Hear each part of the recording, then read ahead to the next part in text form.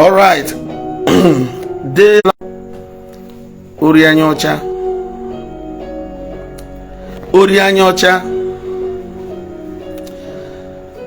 Now, most of our Orthodox churches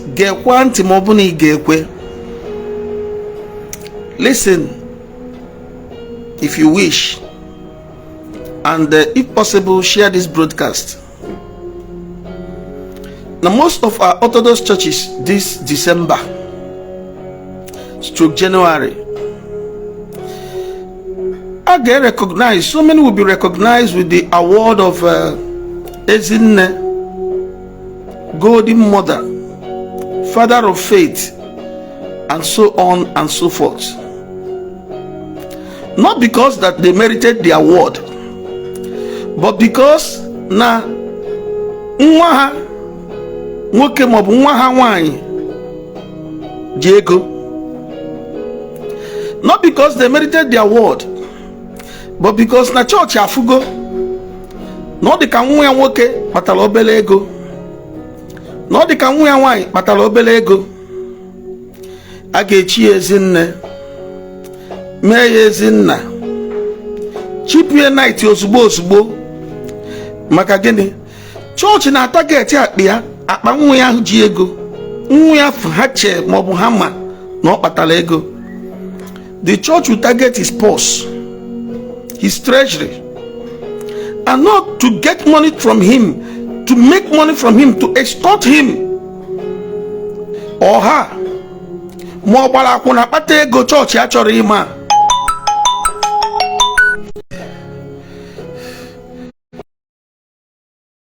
About that. Church actually ima. Mozulori we patego church actually ima. Mo Yahoo we patego church actually ima. Mo ogworo ego church actually ima. Osetigo list India game in Nadigoredi. God of mercy. Okwi is so primitive. List India game in Adigoredi. List India game in Adigoredi. India game Golden Father, Golden Mother, Father of Faith, as if they merited the award. But even the church had the award, that they don't deserve it. But because now we are Diego ke we na puta ego. But do you see that old woman na boza ga morning mass?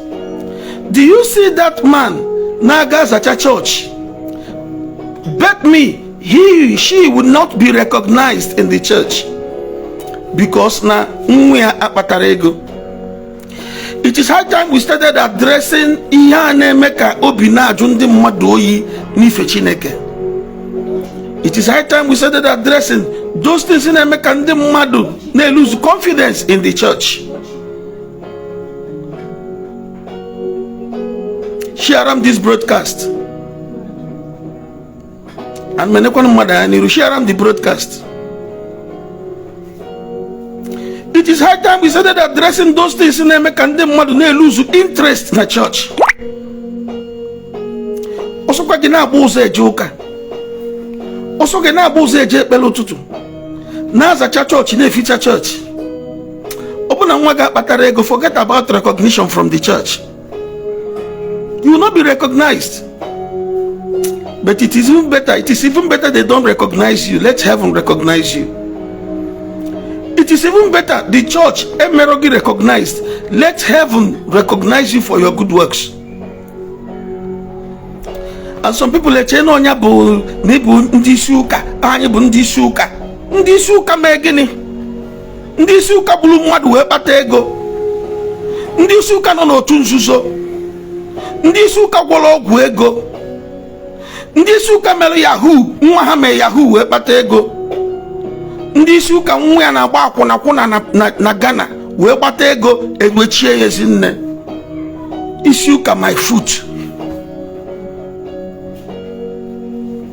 December lugo ochago mgbe church ji ebu ego. Irrespective of ihe nwa ya mewe kpata ego. And do you know the worst part of it?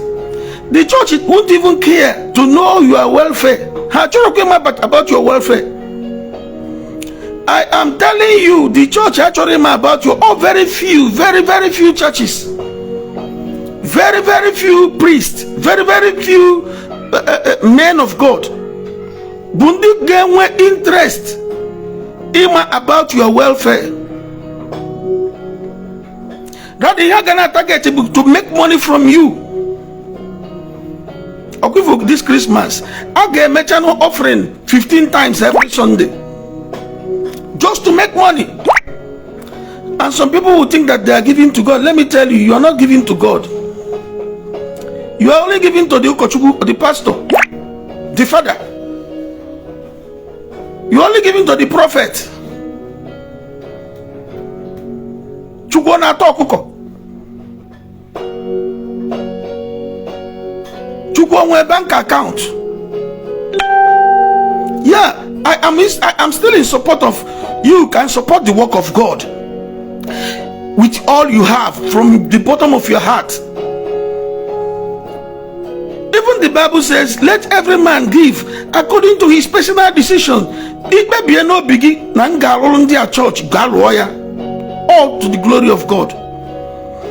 It may be no biggie, Nange go motto for this church, go and do it, all to the glory of God.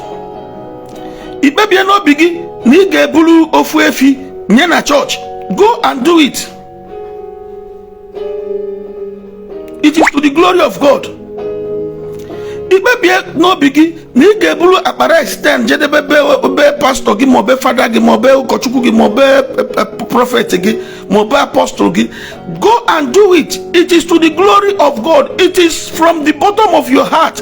You were not being manipulated to do it. Manobuni pata kobo. Ine feel na kobo baga aka. Owebune wetagolu magi. Mobu mpaga akwụkwọ a ga-ejichi ezinne maọbụ ezinna ma father of faith ma golden father oga erienago ego ga aga target ya gbarie, and they will even get the money. Church oga na me dey talk. Church will get the money. For instance, they use it to build school. For instance, na church ji ego a lower school. They will eventually place the school fees. Hallelujah. Not be saying amara. Before I drop one now, gospel. You that is watching me, just share the video. I got my gospel before I drop one. Because you may be doing certain things from thinking that you are serving God. You more than God, I they recognize it. Because God is not in it. Yes, I said because God is not in it. Okay. Let's assume Neji school. Let's assume Neji school. Ebe ge place kwa school fees. Ege place kwa ebe aka nwo ogbenye na aga elu ya. Opuluzia school ndị ọgaranya. Ordinary Orthodox churches, ordinary Nkaikpol Pentecostal, ordinary freelancer.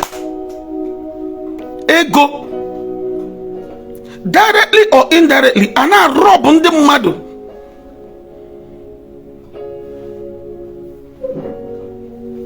I'll tell you, I'll give you a example. Okay. And you see situations, ebe mmadụ ga-asị, okay, ike Orthodox churches a agwụgo m ka m gbapụzie na church. Because na ị ga-afụ nwa ogbenye na-agba mbọ n'ụlọ ụka. Nwa ogbenye na-agba mbọ agbasi ike, ọ na-azacha ụlọ ụka, ọ na-eficha, ọ na-aga n'oge, ọ na-eme everything kwesịrị ka o mee ka e wee kwalite church. That person will not be recognized. Mana onye nwe nwere ego mekata nwụọ at the bishop 8, bishop 12, ndị ụkọchukwu 30, ndị father 50 wee je nie ya maka na nwa ya nwere ego. Mana nwa ogbenye niile echu uchu na ụka ka mmiri. Nwa ogbenye niile na-abịa azacha chọọchị ya every Saturday against Sunday service. Ọnwa because na o nwere ego na ụmụ ya nwere ego esend ya catechist oje nie ya.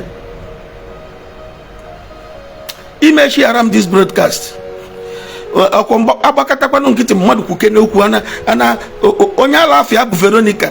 Onye ala afịa bụ Veronica si kama ya ga-agba nkịtị a na-akpọ ya Veronica ya kwuo okwu kama ndị nwe nika chere nika ka ya zaba sọsọ Vero. Ịnụrụ ya nkwu na onye ala afịa bụ Veronica si ya gba nkịtị a na-akpọ ya Veronica ka ya kwuke n'okwu ha ya esi na ọ ga result bụ ndị nwe nika chere nika fa ya zaba sọsọ Vero. Somebody must talk because I know for na ihe na-emebi. People are not lose interest na church. I know na ihe na-emebi. People are not rapụ church n'ike. I know people are not weak n'ihe ọbụla gbasara ikpere Chineke. Onye anwụzi ya abịa gbakọ ego a ga-akwụ, ego ndị bi ga-akwụ, ụgwọ oji, ụgwọ ụmụ ya ji, nwa ebu n'afọ, ụgwọ baptizim, nwa ka ga-amụ next year akwụgharịa ụgwọ, agbakọsizi ego. Ọ bụ na ndị bi nwere ego a chọọchị ama jeje ni onye nwụrụ anwụ. Ọ bụ na ndị bi enwere that money chọọchị ama jeje ni onye nwụrụ anwụ. Isi mmekwu n'okwu mụnwa ga cross boundaries this time. Enwere m onyinye amara ini ozu. Ihe m nwe bụ onyinye amara ndụ. Mana for this time around ịnwakwa na anwa nwụọ because ịkachi ntị nwụọ. Mụnwa ga-akachi ntị jee nie gị ma iji ụgwọ ma ijiri ụgwọ. Cross boundary bịa na chọọchị ebe ahụ nọ nie gị ma iji ụgwọ ma ijiri ụgwọ. Anwụrụ na ahụ, anwụkwa na ahụ. Okay. Onye afasi ike na ike chọọchị agwụghị ike, all these Orthodox churches agwụghị otikapụ wee mabazia na Pentecostal ministries ndị freelancer. Mgbe a ka ọ ga-achọpụta na ọ gbapụgolu mmụọ na-eke wee gbakwuruzi obi agbawasị m. Mgbe afọ ka ọ ga-achọpụta na ọ gbapụgolu mmụọ na-eke gbakwuru obi agbawasị m.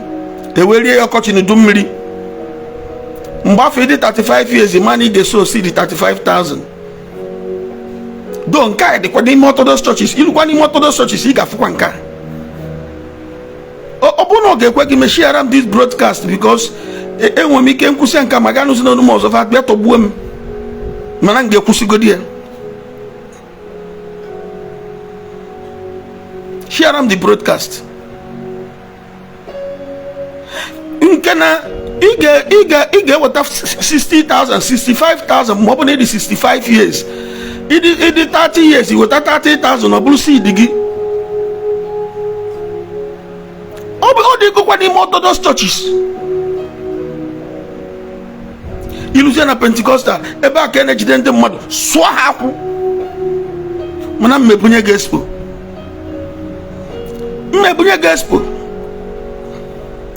Because ọkwa arọ na-abụ na onye ọbụla na-eme ihe arọgwu iteke enu stock. I ga-eteke nwu stock now. I take a stock ịgbakọ ego gịnwa na anụ ya nnekwu now. Ịgbakọ ego itinye ego na chọọchị, ego iji sow seed, ego iji kwụ tithe, ego iji kwụọ ụgwọ consultation fee, ego iji gbaa card with man of God, ego iji gbaa partnership, ego iji go mmiri nsọ, ego iji go aja nsọ, ego iji go okwuma nsọ, and so on and so forth. Ịgbakọsi ego spend go because na inwe problem.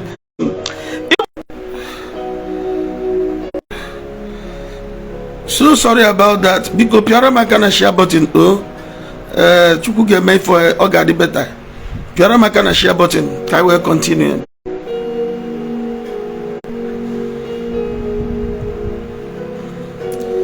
Okay. What was I saying? Because you spend the go this year. Ebe na-achọ solution to your problems.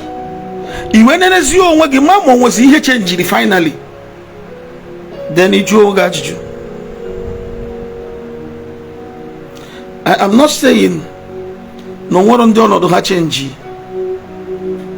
onwere ndị ọnọdụ ha chenji, because Chineke bụ ihe ahụ ọ bụ nya ka ọ bụ taa, ya ka ọ ga-abụgidekwa rue ebighị ebi site na Jesus Christ. A ga na-agwọ ndị ọya for sure, a ga na-atọ ndị ekwensu kele agbụ for sure, a ga na-emeghe anya ndị isi for sure. That is why na this page ana m enye gị evidence onwe onye Chukwu mere ihe, enye gị afịa, enye gị village ya, enye gị ebe, nye gị ya dị ebe obi, si gị go and verify. I ga-sị gị go and verify. Amara mmadụ ka na-anụ onu m n'abalị a. Now, Chukwu ka bụ Chukwu, mana mmadụ na-emebi ọrụ Chineke, o wedịzịa ka ọrụ Chineke ọ bụ scam. Mekachasị gị were ego niile inwe na akaụntụ gị na mmụọ nsọ si gị MTA your account. Gee m ntị ka m gwa gị, ịgbakọsịa ụdị ego spend go this year thinking that na o nwere ihe ị ga-ejeta mana o nwere. Now let's re-strategize. Dịka ị na-achọ ịbanye 2025, bido kịta adrọba ihe anyị na-akpọ New Year resolution. Bido kita practice biya na n'ime 2025 that nobody will take advantage of you, your Christian faith or your challenges to enrich himself. I don't know if I'm making a point here. Begin now to make a New Year resolution against 2025.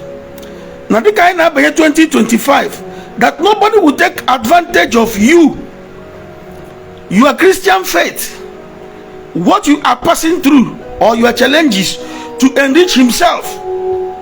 No prophet, no pastor, no reverend father, no apostle, no bishop, no dibia, native doctor, no Ezewani will take advantage of what you are passing through to enrich himself in 2025. Bidokita take the resolution.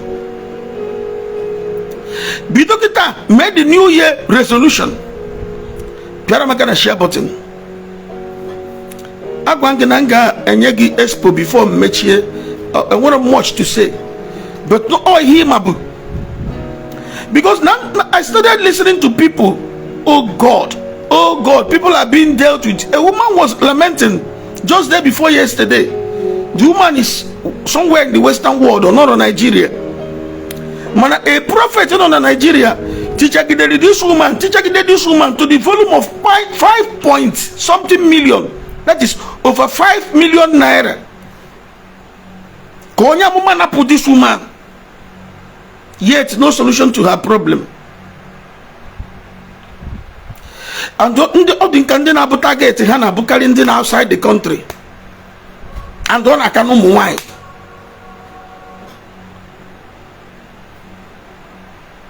Somebody said, God doesn't need money to give you something. God cannot need your money to give you a child. God cannot need your money to heal your infirmity. God cannot need your money to bless you. God cannot need your money to bless your family. God doesn't need money to give anything to anybody.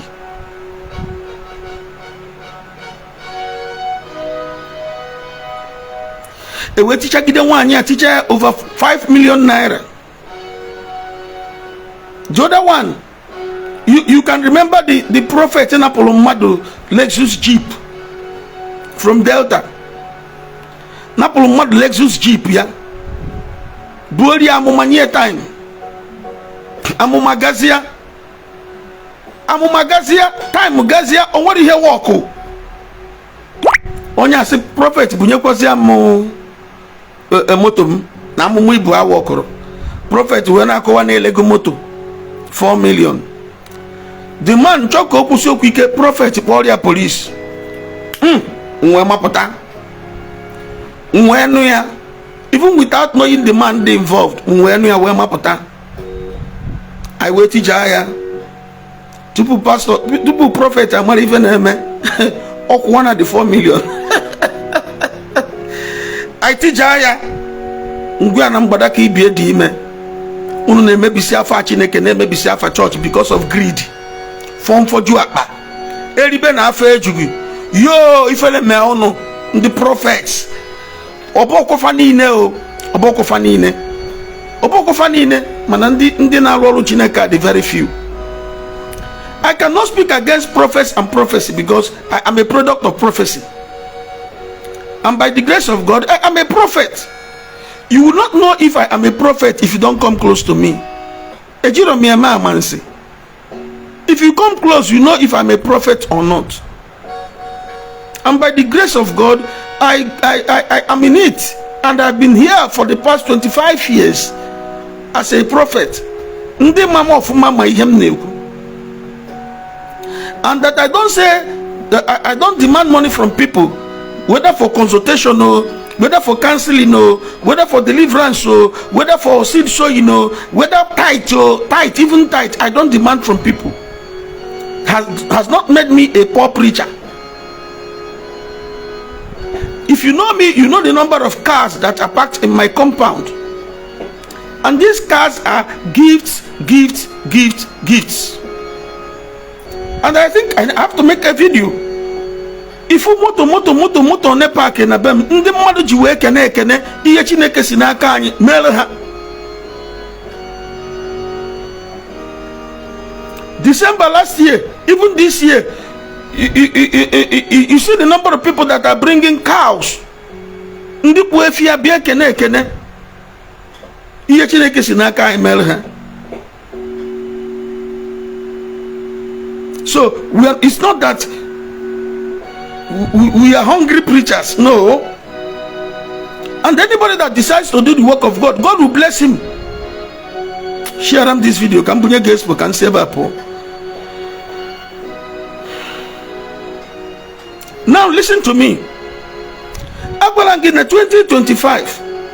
Ekwekwana ka mmadụ ọbụla deceive egi again. Bido kita, make up your mind. Make a new year resolution. Podobie no bigi buri ewe banya rofu 2025. You have to build a relationship with God himself. Giving, the very important. I don't condemn giving. If you know me, you know that I give. I am a giver. In afuni ya ina melo umuwain didi ha every December. Nke this year gadi egwu. By the grace of God, so many people are showing interest, supporting us. And here we go, so many bags of rice. Ndi na send Diego, ndi na support.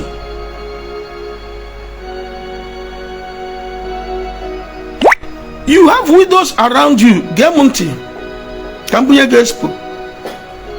You have widows around you. You have the less privileged ones around you. You have orphans around you. What is expected of you, most especially at a time like this?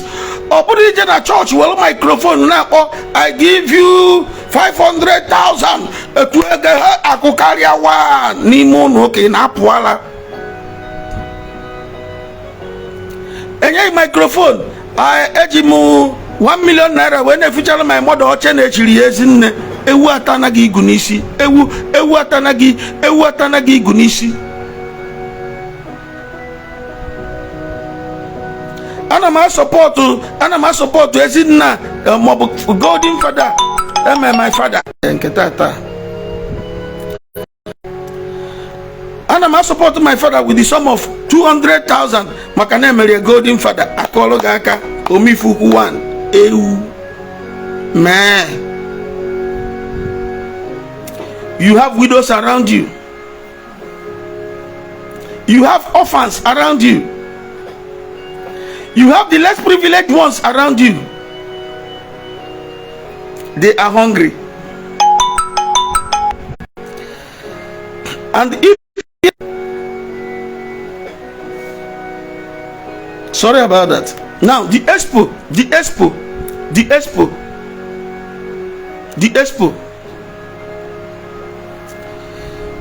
I have been in this ministry for the past 25 years, and by the grace of God, I have testimonies.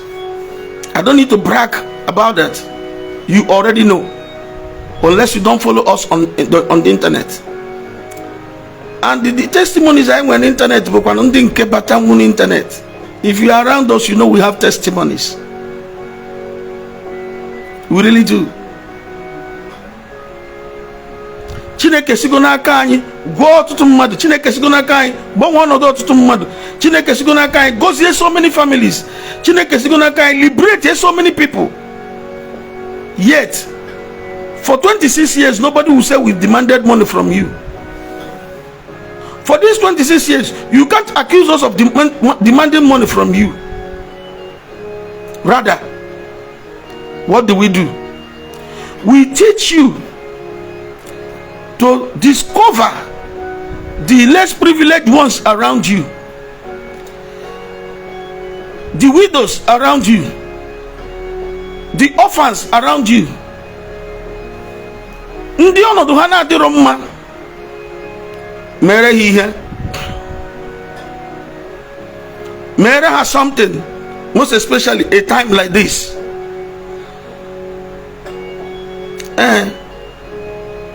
Jesus wee sị nọ ndị a ka ọ ga-abụ inye imani inye gonyanwa. Come on. Ịchọ inye Chineke, ịchọ inye God onyinye. Do you want to give to God? If you want to give to God, the God you will give to but the less privileged among you, the orphans among you, the widows among you. You can't leave them hungry. Sini nenye Chineke. Jesus say ha na no. Akpere na kpọm nku nenyoro mmiri ka nwụọ. Agụ na agụ mu nenyoro mmiri. Ana m ayọ yo na kpọrọ m jee ụlọ ọgwụ. Anọ m n'ihe mgbu unenetarụ m. Ha wee sị ya onye nwe anyị, onwe mgbe anyị fụrụ gị n'ọnọdụ ndị a niile, ihe a abụrụkwa eziokwu. O wee sị ya na ọ bụrụ na unu merie ndị a nọ n'okirikiri mmanụ na-emegoro m ya. Ka ihe ọzọ ịchọ ka m kụzielu gị ka i wee share this broadcast. Ọkwanụ mmadụ ga-ekwu ya. Agwa m gị na ihe nọ na ya kịta bụ mma gwa gị nke bụ eziokwu.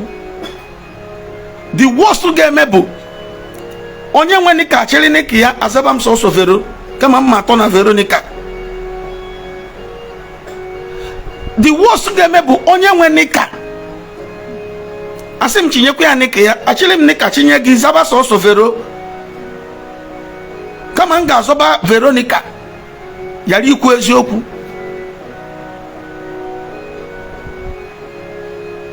Ọsọ na ọnụ bụ unu nye ndị anụ n'okirikiri na unu enyego m iwe rapụ ndị anụ go okirikiri ihe enye wee welu ọ na-aga n'ebube wee jebe na chọọchị welu na-akpọ 50,000 100,000 1 million naira a na-akụrụ ya aka agụbata ọhịa 1 nwegowa jekwanụ welu ego ịtata n'afụfụ wee je sow seed n'aka prophet chee na Chineke ga-esi na ya gozi gị. Since January Chineke ọ gozigo gị. Seed ga-ekwe mana ọ dị non-refundable. Seed ga-ekwe mana ọ dị non-refundable.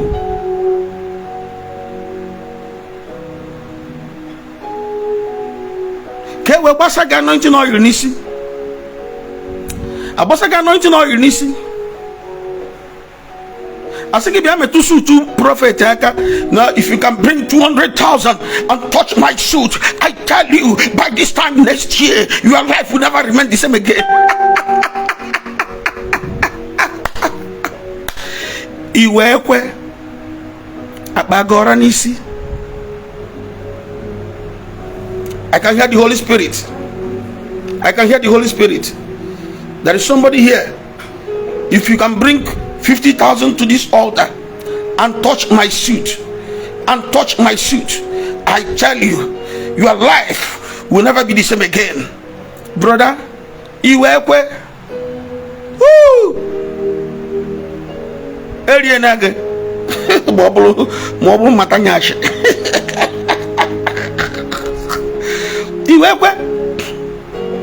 So after giving that money, what has changed in your life? Tell me the truth. Yeah? Okay. Onya fusigi na inye 100,000 metusu to yaka that your life will never be the same again. Ejukwaria ma dry cleaner na susu to yafu every week, every month. Dry cleaner na swapa life you change na kokabuka dry cleaner. If the dry cleaner na metu the suit to akana suya kana sukwa dry cleaner, that means the ogwa gabrez yoku. Come and touch my shoe. Come and touch my shoe and drop 20,000 and your life will never remain the same again. I'm telling you, okay. Ngwanezia obolo mazo si kampia gore. Ngwa kampia zia gore now. Then you don't happy. Nane ma arrange na church okuya. Okay, don't happy. Open it happy one. It happy and the pastors na ma arrange. It happened and the prophets in a marriage. Open it, don't happy. Stop sponsoring them. Imakisha sponsor her. Obega he na drop loha kaji akundi na bia actor renjugo. No, I don't care what you uncle. Nsigi no ega he na drop on the prophet na marriage. Maybe imaro na ha na marriage. Mana yi geji mabo. Ikwosirana iche n'uche gị na o nwere ego ị ga-enye prophet ka Chineke weze ekpere gị ịma na renji ga-akwụsị, because when they stop seeing the money they will no longer be able to pay ndị na-abịa acha renji. Ka otu mesi kọwa ya ka ịghọta ya. If the prophets stop getting money from you, if the pastors and prophets stop getting money from you, they will no longer be able to pay those people that come to act RNG in the church, in their churches. It is the money they make from you. Ega hana sigi also be a drop 20,000 na altar. By this time tomorrow you are bringing 200,000. If you bring it, God will do this and that. You ever hear if you are at it, I'm going to move for some of us.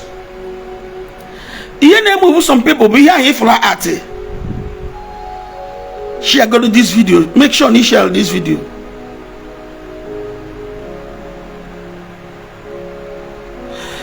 Here if you are at leba, that arranger if you are leba. Otu si kuloto na aka na anya gi. Otu that arrange si kuloto na anya gi. O nke food the other day na internet. The man bụ onye ọbụla ọ na-ezi ozi a na-ese onye video from the back. Ima afọ iru onye ahụ anya. Aka nsọ Nnewi Moinsa. Aka nsọ millionaire. God bless you, sir. Aka na-echekwa gị. Ụmụ nwaanyị ajadu ga-erikwa rice na Christmas ya. Makwa aka na-echekwa gị. Anyị ga-emenitekwa ụmụ nwaanyị ajadu ka ha soro ibe ha rie nri na Christmas ya. Anyway, ama m ihe ime nwụ na odogwu abụrụ gainem. So I got see of them, make sure that they are happy. Now, and I send their video, and I send her from the back. I'm a few ruhanya because Nandia Bundia Kologona art here. Eseti Ruha, Ndi Mahaga money here and a kubwasi. And the most of these churches and ministries, and Pastor Narana a miracle. Even if the phone give video, and the ushers are they won't allow you to video. You try to call. And second, most of these churches and ministries, even if the phone give video, that miracle, that prophecy, the workers and the ushers are they won't allow you to video anything. They actually may be all. It's all it. And no, I go to make us oculot on Nanyagi. As I see what they go, Ibal kitty, jet drop. Any day, equal work consultation.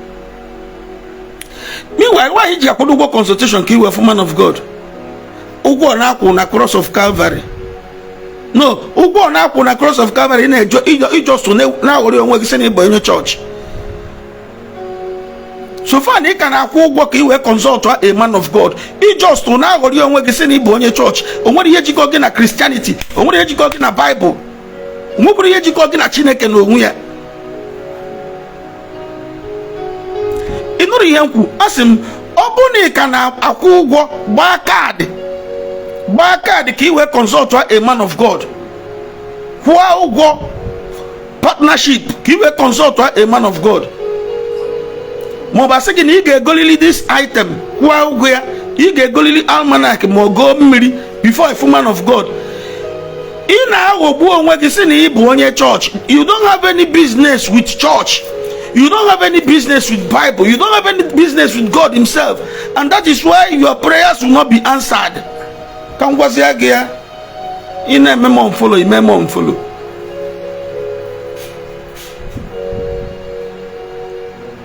Okay. The man on the cross. Mboku bilume Bible gwara na obari agbasara naanị. Na ngwa obari agbasara naanị. Na akwa mgbochi ime gịnị tiwara. Gịnị bụ akwa mgbochi? Akwa na-adị n'iru chancel, akwa na-adị n'iru altar, akwa na-edimarcate ebe ndị chọọchị nọ na be priest nọ, akwa kpara oke n'etiti church pastor and the ndị bịara ụka.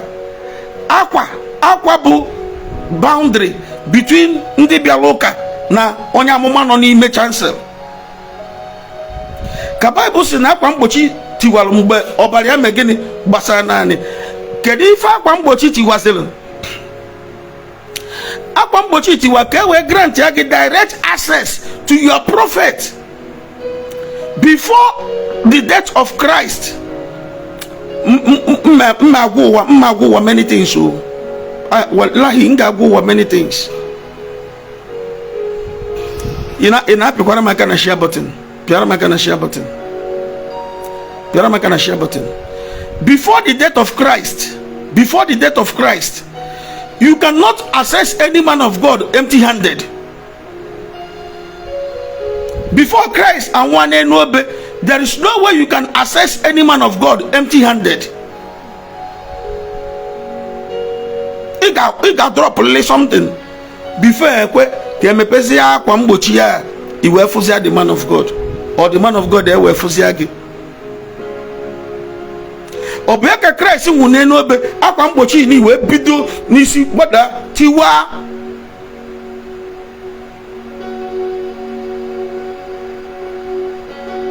So mgbe akwa mgbochi bido n'isi tiwa, o were oge anya na akansụl go ụgwọ ahụ ị kwesịrị ịdị na-akwụ maọbụ ihe ahụ ị kwesịrị ịdrọpụ before a man of God. O were oge anya na akansụl gị.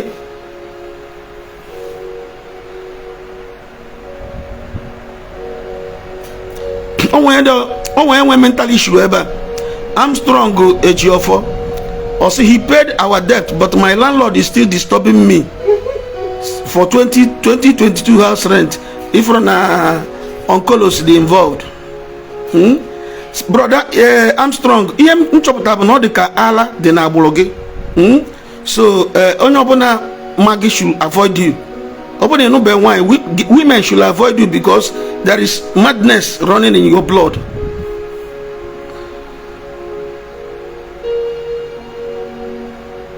And the only thing for your wife is sorry, madam, sorry. In Lonye Sinadroma. It's a no if I only necessary matanyash. It's not even necessary matanyash. Therefore, no live broadcast if you're Uncle man. But I go back with rubbish.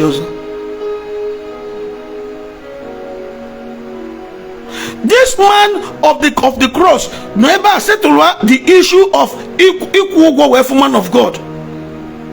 This man on a cross settled the issue of you cannot see the man of God, any man of God, empty-handed. On the cross settled tiwa kwambochi. Why ojibulu na kwambochi bifizizi tiwaluno? After koku bilume, when you direct access. na mbụ na ga-enwezi ibe ga-apatishọn anyị ime akwụsị ụgwọ wee fụ m, mana ị ka na-akwụ ụgwọ afụ prọfet, ị ka na-eji agba kaadị afụ man of God, you are not a Christian.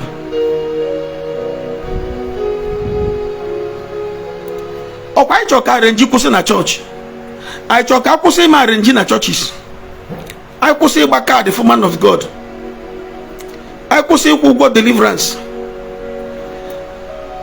anyị kwụsị iso brain anyị ka seed nya ana ahụrụ brain anyị si na seed sowing, anyị kwụsị inyefe ego a, ego afọ anyị na-eche na inye anyị anata miracle, inyebe sinse nwere miracle ịnata, ị ka na-enye maka na-ebupụgo batrị. anyị kwụsị inyefe the money fama afụzi ego ha ji akwụ ndị na-eme arenji ụgwọ, ndị a na-abịa atị arenji a na-akwụ ha ụgwọ. ma ndị yes man of God, talk to me man of God, you are right man of God, ihe na-ekwu bụ eziokwu man of God. akpọ ya www.prophecy.com.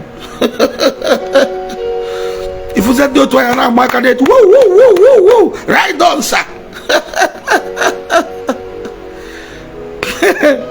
And maybe because the man of God na-asụ tongue, because ụmụazị ejego mmụọ speaking in tongues, ịnụzia speaking in tongues ịdaba anointing, ịdachagharịba ka onye akwụkwọ na-adọ,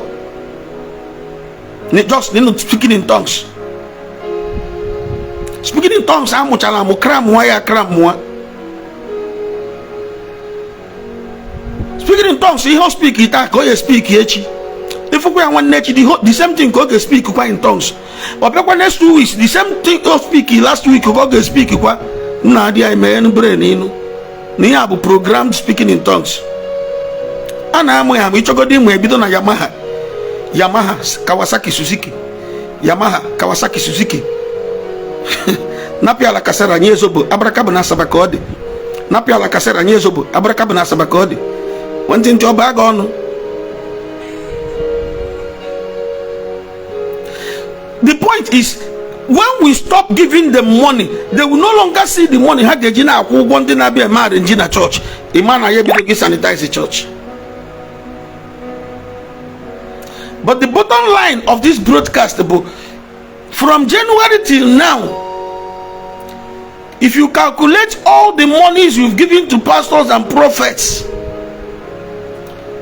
thinking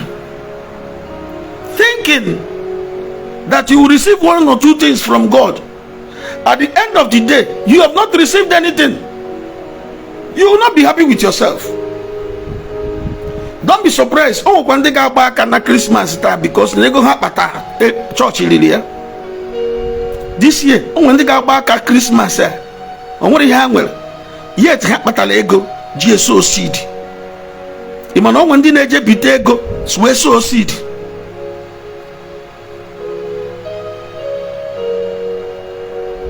I'm a guy who also like him, also I like him. And he don't I like himself.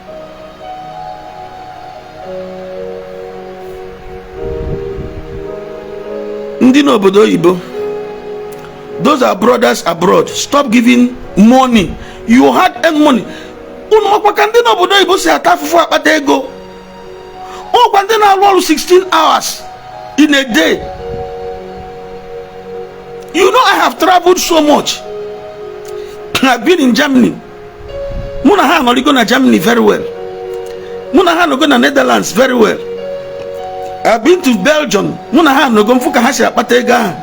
I've been to United Kingdom, London. I no go na London. Spend their time na London, Birmingham. Malaka hasi apatego, Scotland, even South Africa, Dubai.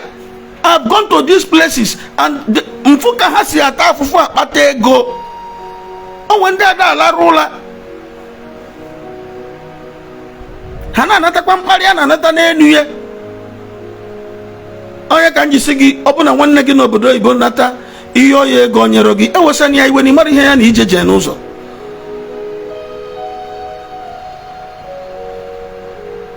Iwe kpakaba ego a prophet ewe na anaghị ya we nagide gị ego nagị 5 million naira, nagide gị ego 6 million, 8 million, yet The main aim is to consult by the prophet. Nothing has changed. Nothing has changed. Nothing has changed.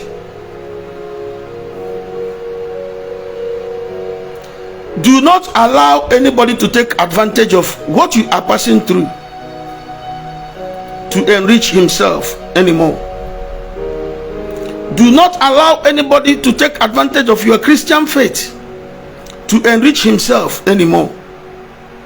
Do not allow anybody to take advantage of what you believe in to enrich himself anymore. If you want to give, there are people Chineke siginye. Deuteronomy chapter 26 verse 12. If you want to give your tithe, orphans, widows, less privileged ones around you, and even some Levites can partake in it. Deuteronomy 26 verse 12. Give your tithe, kaharie, to the widows, the orphans, the less privileged ones. Malachi chapter 3 verse 10. And the pastor gaman kwekwa ka igota webata no tuzo nizili no lakum. It wasn't for you. If you want to know whom that message is for, go and start Malachi chapter 3. JBD from chapter 2 verse 1. Chapter 2 verse 1, God made it clear, said this is for the priest. On the nejelu mozi kan na agwa ya na ejelu mozi onwe ihe ndị mmadụ nye ha ka use iri debe ofu na treasury church Wolozia 9 just solve their problems. All the very clear. Go and read Malachi chapter 2 verse 1 and you find out na Chineke made very plain. See na ndị na agwa okwu a bụ the priest, ndị amụma. Unu na-ejelu m ozi onwe ihe mmadụ nyere unu n'ozi a unu na-ejelu m kee ya ụzọ iri rie na ụzọ ite naanị webata na otu ụzọ. It started Malachi chapter 3 started from Malachi chapter 2. Mana pastor gị abịazie wepụtazie chapter 3 verse 10 wee na-anaghị nwa ego asị ya nwa weta tithe a na-edemand from him ọ na-edemand from you. Una makwana nka were na go private jet, mansions, na alụ schools, na etinye ego n'ebe ịma na kwụ n'ụgwọ akwụkwọ ya.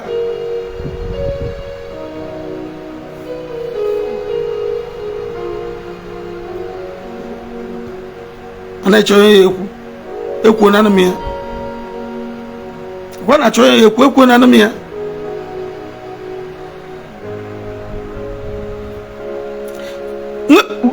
Bube ego from foju akpa eri ma afa ejugu bụ na ndị church, ndị isi church leaders anyị nwa, and we care less about the welfare of the congregants. We don't care if they have something on the food on their table. Ndị na-abịa ụka, we don't care if they have food on their table. Ndị na-abịa ụka, we don't care if they have something to eat. Ndị na-abịa ụka, we don't care. We don't care. Ma ha bikwa n'ụlọ ha bi ọ na-eri mmiri, we don't care. All we know is we gather money from them because na ha mara eziokwu. Anyị na-amị ha na-anapụ ha ego because na anyị mana ha mara nke bụ eziokwu.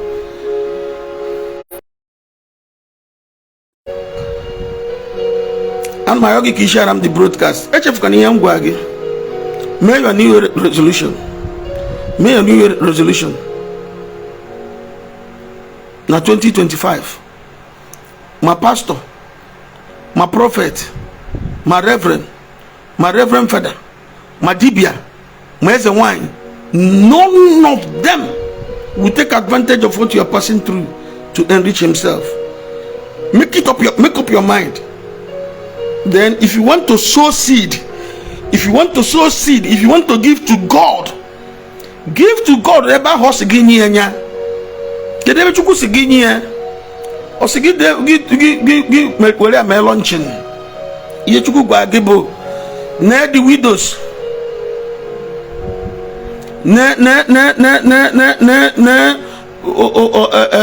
the orphans, the less privileged ones around you. The less privileged ones around you. And this is what I have been teaching. Before Facebook, I have been saying these things, but people don't want to listen. I started from ABS Radio 2 on Nature 25 years ago. I started from ABS Radio 2 on Nature 25 years ago. I was saying these things. Mina Systems Television. I was saying these things. Until there were other radio stations before there were Facebook. Facebook, but I'm saying make social media. I know one time until in the them force give them we better on social media. So many of you are not nine exist before. But when on social media 6 years ago, I started saying now game revolution. Na ndị na-abịa chọọchị amalụgokwa na ọnwụ ihe a na-akpọ arenji. Ndị na-abịa chọọchị amalụgokwa na ọnwụ ihe a na-akpọ jege. Ndị na-abịa chọọchị amalụgokwa na ọnwụ ndị na-eyuzu etekwele wee na manipulate ha. Na anya ndị mmadụ emepegokwa na a ga-enwekwa revolution. Na revolution bịakwa na ọ ga-etikwa chọọchị gwuo mgbe m na-ekwu ya ndị a na-eme mkpọtụ akịta onwedo n'ime ha kwụbago light anya. Mana na enu revolution ahụ obidogo ka ọ n'obidobeghị. When I met church affect maka na anyị machakwa eziokwu, anyị bụ ndị ozi Chineke, anyị machakwa eziokwu, mana akpa anyị ka anyị mkpa, fọdụ akpa ka anyị mkpa. Biko ekwekwana ka mmadụ ọbụla, prophet ọbụla, pastor ọbụla, reverend ọbụla, reverend father ọbụla deceive you again. Take advantage of what you are passing through to enrich himself or herself.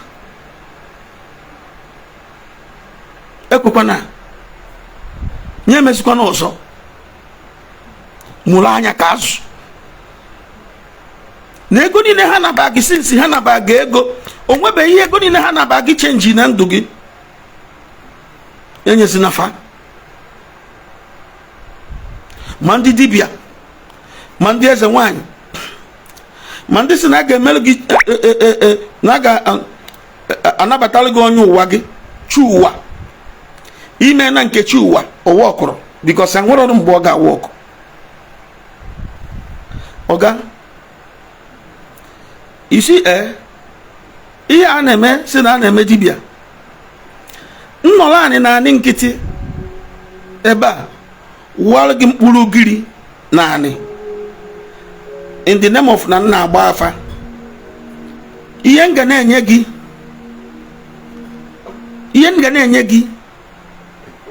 ị gaghị ama na o nwere ihe nna afụ. Yọtara ihe nnekwu kịta nnọrọ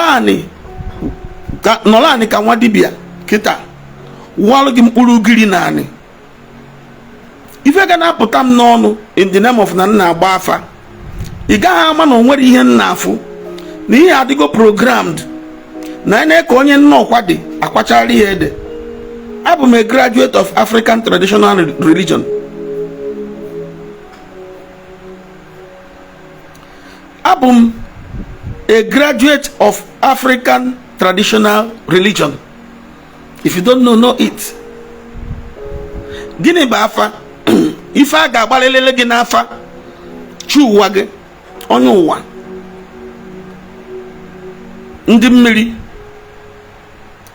agwụ, ndị ichie be nna gị maọbụ nke ikwu nne gị,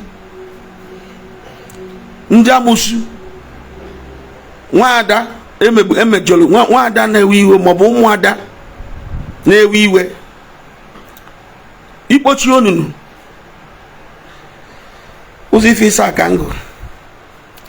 Ọ bụ na ije nugo na nke dibịa ịgba afa anị na ihe na-ekwu, ọ bụ na ọ nwee ihe agbara gị n'afa, na ọ bụ na ofu n'ime ihe ndị a ngụsịrị ebe a adịrọ na ihe agbara gị n'afa, I will stop preaching.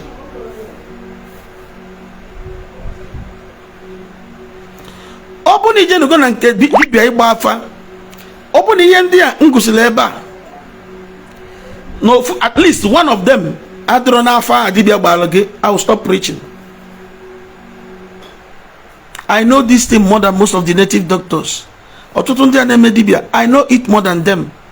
Agụrụ m ya agụ, African traditional religion. And don't forget na nwaanyị mụtalụ nna m bụ ezigbote dibịa na-arụ ọnụ mgbe ọ dị ndụ.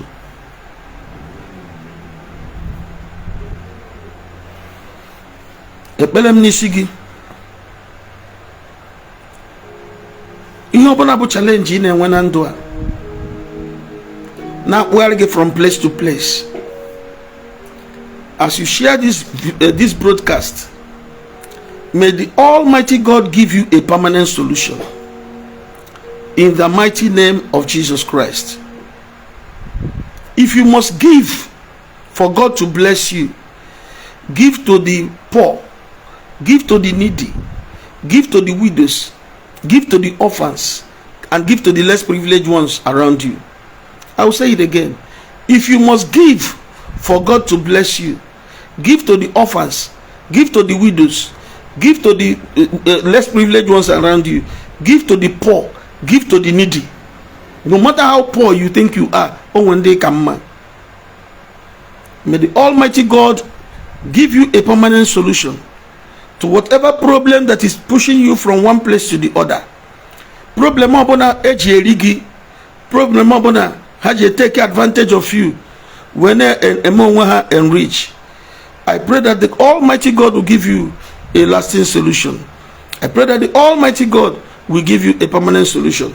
If you are sick, as I pray for you now, receive divine healing. Nobody is demanding any money from you, not even seed, not even tithe. Just believe, receive divine healing. If you are waiting on the Lord for the fruit of the womb, I declare you fruitful today in the mighty name of Jesus Christ. If your doors are closed, I command your doors to be opened right now in the mighty name of Jesus Christ. If anybody or enemies are ganging up against you, I put confusion in their midst in the name of Jesus Christ. Ono doja for madi begi de belgi and me berege berekiso no do abinie. Ono do ajo mo de berege me berege berekiso no do abinie. Ono do ajo no ga ekwemba wenandu gi and me bere ko bon were gita. Ki we maniti ho mma. Nka be bere m n'isi gi. Biko nyere my to start this video. It is well with you in the mighty name of Jesus Christ. God bless you all. I remain Ephraim Ononye. Chukwu gozere m gi. Piara maka na share button. Bye for now.